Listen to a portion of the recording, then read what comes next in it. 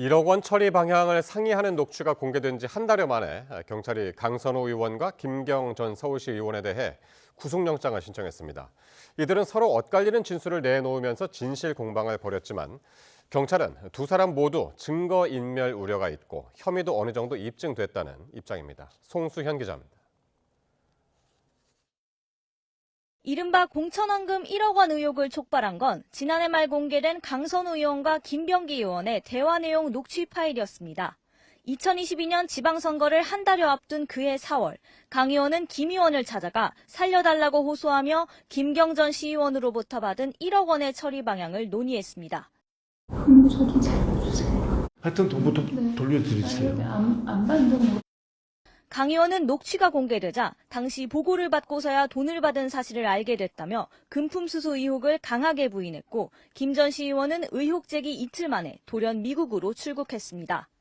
김 전 시의원이 한국으로 돌아온 뒤 압수수색과 소환 조사가 잇따라 진행됐지만 경찰이 PC 등 주요 증거를 제때 찾지 못하면서 임의 제출이 반복됐습니다. 수사 차질 우려가 이어진 가운데 경찰은 김 전 시의원과 강 의원의 전 보좌관 남모 씨를 각각 4차례, 강 의원은 2차례 불러 고강도 조사를 벌였습니다. 4년 전 사건이라 물증 확보가 어려워 금품이 오간 현장에 있었던 3사람의 진술을 서로 맞춰보는 데 주력한 것으로 보입니다. 앞선 조사에서 김 전 시의원은 강 의원의 사무국장이었던 남모 씨가 먼저 한 장을 요구했고 서울 용산 호텔에서 강 의원에게 직접 1억 원을 줬다고 진술한 것으로 파악됐습니다. 또 남 씨는 강 의원 지시로 차에 쇼핑백을 실었으며 강 의원이 1억 원을 전세 자금으로 쓴 것으로 안다고 주장한 것으로 전해졌습니다. 강 의원은 쇼핑백에 담긴 게 돈인 줄 몰랐다는 입장을 유지했지만 함께 있었던 다른 2사람은 사뭇 다른 설명을 내놓은 겁니다.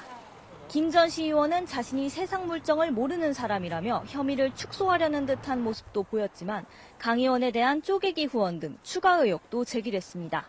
결국 증거인멸 우려가 있고 금품이 오간 정황 등 혐의를 입증할 증거도 충분하다는 경찰 판단에 따라 강 의원과 김 전 시의원은 의혹이 불거진 지 한 달여 만에 구속심사 절차를 밟게 됐습니다. YTN 송수현입니다.